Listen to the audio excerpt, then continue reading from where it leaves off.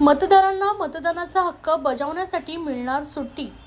लोकसभा सार्वत्रिक निवडणुकांमध्ये सर्व मतदारांना त्यांच्या मतदानाचा हक्क योग्य रीतीने बजावता यावा यासाठी मतदारांना मतदानाच्या दिवशी सुट्टी देण्याबाबतचे शासन परिपत्रक उद्योग, ऊर्जा, कामगार व खनिकर्म विभागाने निर्गमित केले आहे।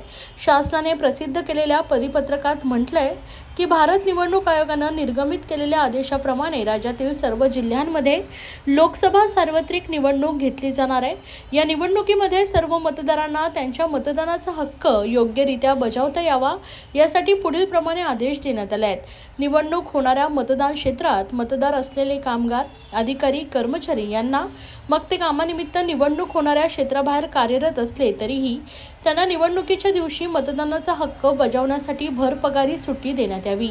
ही सुट्टी उद्योग विभागांतर्गत येणाऱ्या सर्व उद्योग समूह, महामंडळे, कंपन्या व संस्था, औद्योगिक उपक्रम किंवा इतर आस्थापना इत्यादींना लागू राहील। अपवादात्मक परिस्थितीत कामगार, अधिकारी, कर्मचारी इत्यादींना पूर्ण दिवस सुट्टी देणं शक्य नसलं तर मतदान क्षेत्रातील कामगारांना मतदानाचा हक्क बजावण्यासाठी सुट्टीऐवजी कमीत कमी 2 तासांची सवलत देता येईल। कोणत्याही परिस्थितीत मतदारांना मतदानासाठी किमान 2 तासाची सवलत मिळेल याची दक्षता संबंधित आस्थापनांनी घेणं आवश्यक राहील।